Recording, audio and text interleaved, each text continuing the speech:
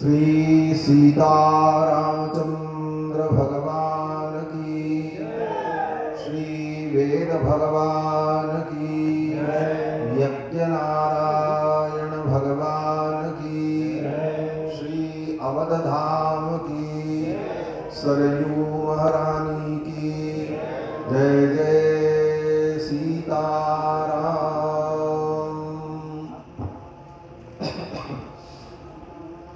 हरि ओम तत्संयोरावृणीमहे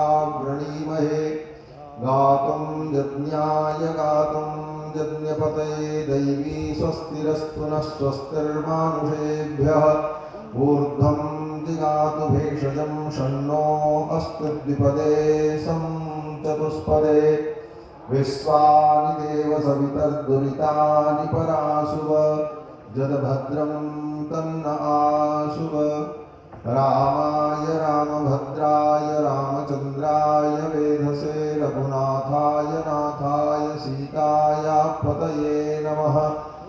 अस्मद्गुरुभ्यो नमः, अस्मत्परमगुरुभ्यो नमः, अस्मत्सर्वगुरुभ्यो नमः। श्रीमते रामानुजाय नमः। चतुर्भिश्च द्वाभ्यां पंचभिरेव च भूयते च पुनर्द्वाभ्यां तस्मै यज्ञात्मने नमः। परमाध्यक्ष अनंत कोटि ब्रह्मांड नायक श्वेतर समस्त वस्तु विलक्षण सौशील्य वात्सल्यादि अनंत गुण गंभीर कौशल्यानंद वर्धन भगवान श्री रघुनंदन, जिनकी पावन पुण्यमयी लीलास्थली जन्मस्थली श्री अवधधाम में विराजमान होकर हम सभी लोग इस यज्ञ का दर्शन लाभ प्राप्त कर रहे हैं। परम श्रद्धेय अनंत श्री विभूषित महामंडलेश्वर पूज्य स्वामी श्री प्रखर जी महाराज, जिनके तत्वावधान में यह श्री लक्ष्यचंडी महायज्ञ, लक्ष्य गणपति यज्ञ, लक्ष्य श्री राम महायज्ञ, चातुर्मास श्रौत याग और अनेकानेक इष्टियां, ये विविध कार्यक्रम जो संपन्न हो रहा है। आज प्रातःकालीन सत्र में संत सम्मेलन के इस क्रम में आज वैदिक सम्मेलन इस मंच पर हो रहा है। वेद की विभिन्न शाखाओं के विद्वान महापुरुष यहाँ पर विराजमान हैं। उत्तर से दक्षिण तक के आचार्यजन यहाँ मंच पर विराजमान हैं। श्रृंगेरी से पधारे आचार्यजन हैं और इधर काशी से पधारे हुए आचार्य लोग विराजमान हैं। उत्तर दक्षिण दोनों का समागम आज अयोध्या की इस पावन भूमि में हो रहा है। और ऐसे भी उत्तर और दक्षिण का बड़ा सुंदर संबंध है। उत्तर में अगर अयोध्या और मथुरा में भगवान का अवतार होता है तो दक्षिण में भगवान की भक्ति का अवतार होता है। भक्ति महारानी कहती हैं, उत्पन्ना द्रविणे साहम वृद्धिम कर्नाटके गता क्वचिन क्वचिन महाराष्ट्रे गुर्जरे जीर्णतांगता। तो दक्षिण भारत में भक्ति का प्रादुर्भाव हुआ, आचार्यों का प्रादुर्भाव हुआ। जितने संप्रदाय के आद्याचार्य हैं सभी आचार्य दक्षिण प्रदेश में ही प्रकट हुए। भगवान शंकराचार्य, भगवान रामानुजाचार्य, भगवान श्री वेदांत देशिकन, श्री माधव मुनि, इन समस्त आचार्यों ने सनातन धर्म की ध्वजा को चारों दिशाओं में लहराया। ऐसी उत्तर दक्षिण की संस्कृति की ये परंपरा भारतवर्ष की बड़ी ही सुष्ठु और दिव्य और मंगलमयी परंपरा है।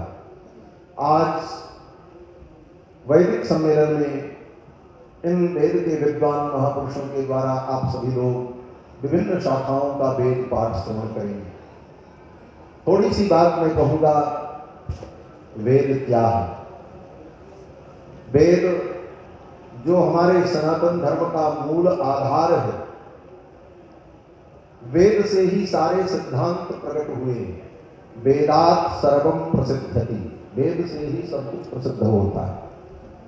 और वेद अनंत है। जिस प्रकार भगवान अनंत है उसी प्रकार वेद भी अनंत है। अनंता वही वेदा, वेद अनंत है। अनंत वेद में वर्तमान में जितनी शाखाएं इस धरती पर उपलब्ध हैं और उतनी शाखाओं का पठन पाठन प्रचलन में विद्यमान है और उसी के अनुसार हम सभी लोग अपने अपने धर्म कर्म अनुष्ठान आदि का संपादन करते हैं। सामान्यतया लोगों को यही लगता है वेद कोई पुस्तक है, जैसे सब पुस्तक सब ग्रंथ कोई लिखता है उसी प्रकार वेद को भी किसी ने लिखा होगा। परंतु वेद अपौरुषेय है। वेद का लेखन किसी लेखक ने नहीं किया। रामायण के लेखक तो महर्षि वाल्मीकि हैं, 18 पुराण के लेखक भगवान वेद व्यास हैं, लेकिन वेदों का लेखन किसी ने नहीं किया। वेद अपौरुषेय, भगवान का श्वास भूत है। यस्य निश्वसितम वेदा, चारों वेद परमात्मा के श्वास भूत हैं। जैसे जब तक हम हैं तब तक हमारी श्वास है और जब तक हमारी श्वास है तब तक हम हैं। श्वास से हमारी सत्ता है और श्वास हमारे कारण है, हम श्वास से हैं। ये जो अन्योन्याश्रय संबंध है प्राणी और प्राण का, उसी प्रकार से वेद और परमात्मा का अन्योन्याश्रय संबंध है। जब से भगवान तब से वेद। भगवान अनादि है और वेद भी अनादि है। वेदों की रचना ब्रह्मा भी नहीं करते। ब्रह्मा को भी वेदों का ज्ञान भगवान प्रदान करते हैं। श्रीमद्भागवत महापुराण के मंगलाचरण में प्रथम श्लोक में ही वेद व्यास भगवान कहते हैं, जन्माद्यस्य यतोन्वयात् तरतश्चार्थे स्वभिज्ञस्वराट् तेने ब्रह्म हृदय आदि कवये मुह्यन्ति यत्सूरयः। सृष्टि के प्रारंभ में परमात्मा ने ही आदि कवि ब्रह्मा के हृदय में अपने संकल्प मात्र से चारों वेदों का ज्ञान प्रकट कर दिया। तो ब्रह्मा ने भी वेद को नहीं बनाया और भगवान भी वेद की रचना नहीं करते, अपितु भगवान के अंदर सनातन विद्यमान जो ज्ञान है वही वेद है और उसी आनुपूर्वी से भगवान उन वेदों का उपदेश ब्रह्मा को प्रदान करते हैं। ब्रह्मा अपने पुत्रों को प्रदान करते हैं, फिर वे अपने पुत्रों को प्रदान करते हैं।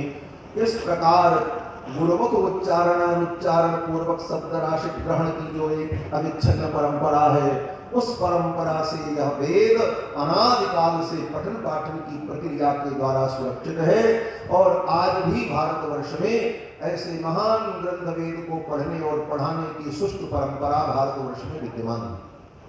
वेद धर्म का मूल है। वेदोखिलो धर्म मूलम्। वेद समस्त धर्म का मूल है और वेद से ही संपूर्ण ज्ञान प्रकट होता है। प्रत्यक्षेणानुमित्या वा प्रत्यक्षेणानुमित्या च यस्तुपायो न विद्यते येनम विदन्ति वेदेन तस्मात् वेदस्य वेदता। प्रत्यक्ष और अनुमान प्रमाण के द्वारा जिन वस्तुओं का बोध नहीं होता, जिन वस्तुओं को हम जान नहीं सकते, उन वस्तुओं का बोध भी वेद के द्वारा हमें प्राप्त होता है। वेद परम प्रमाण है। वेद की कितनी महिमा है। बोले वेद के विरुद्ध अगर भगवान भी बोले तो हमारे सनातन धर्म में भगवान की बात भी नहीं मानी जाती। यद्यपि भगवान सर्वोपरि है, भगवान की सर्वश्रेष्ठता में कहीं नच नहीं है, परंतु भगवान भी अवतार लेकर के प्रकट हो जाएं, धरती पर आ जाएं और भगवान कहें ये वेद मंत्र गलत है, इस वेद मंत्र को मत मानो। वेद के विरुद्ध कोई बात अगर भगवान कह दें तो सनातन धर्म की ये परंपरा है कि हम भगवान की बात भी नहीं मानते। और इसका उदाहरण भगवान के 24 अवतार का पुराणों में वर्णन है।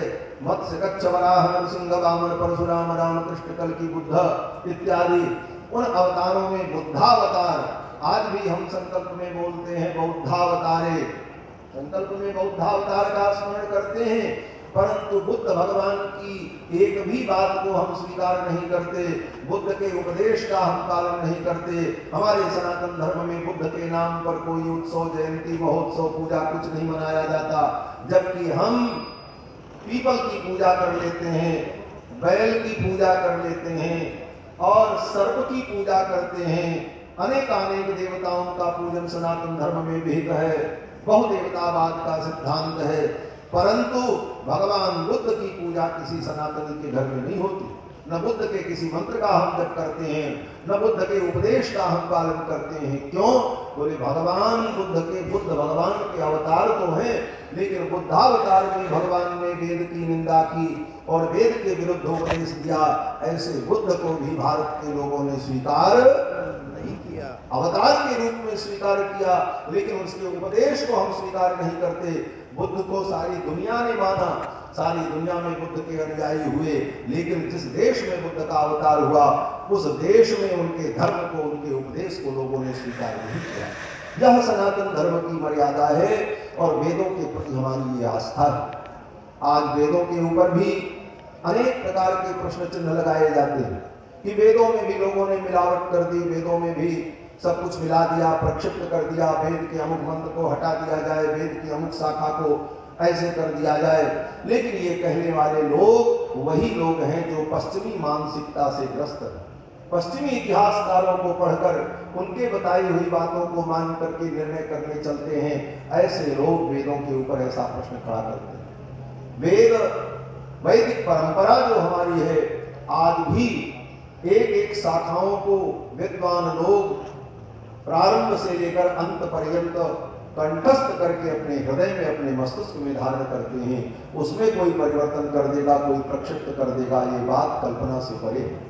और एक एक मंत्रों को पढ़ने की जो अनेक प्रक्रिया है, घन पाठ, जटा पाठ, माला पाठ, लेखा पाठ, ध्वज पाठ, और इन पाठों में, इन अष्ट विकृतियों में एक एक मंत्रों को पढ़ने की जो परंपरा है, एक एक शब्द को, एक एक वाक्य को किस प्रकार से, कितने परिमार्जित ढंग से पढ़ा जाता है, जिसमें कहीं भी एक स्वर, एक शब्द का हेर फेर नहीं होता है। इस प्रकार से वेदों की रक्षा करते हुए ब्राह्मण लोग भारतवर्ष में चले आए। उन वेदों में आज तक कहीं भी किसी भी एक अक्षर में भी, एक स्वर में भी परिवर्तन नहीं हुआ। आद्योपांत वेद की जो शाखाएं आज प्राप्त हैं वो यथावत हैं।